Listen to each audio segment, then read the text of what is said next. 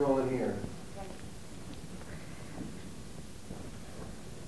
How'd you find out about it? Got a phone call.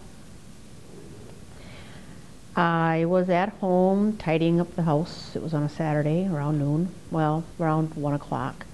And my husband had just gone to Wausau to work at his sister's place. And it was just a routine day, routine Saturday.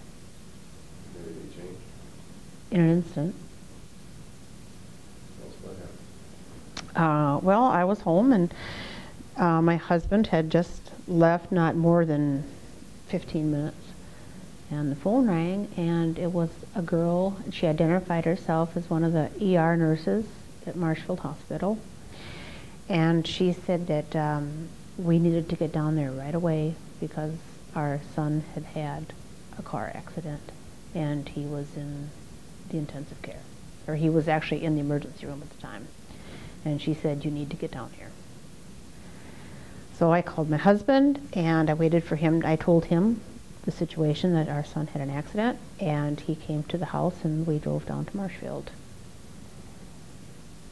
What is that next couple of weeks ago?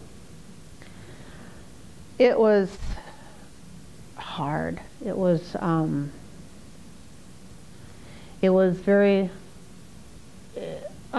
unsure because those 2 weeks, for the full 2 weeks after the accident, they weren't sure if he was going to make it. Literally, just until he came to. I mean, you know, it was the full 2 weeks. Well, actually, the full first week, and then the second week they were saying that it was more than likely he would make it, but you know, they weren't sure the extent.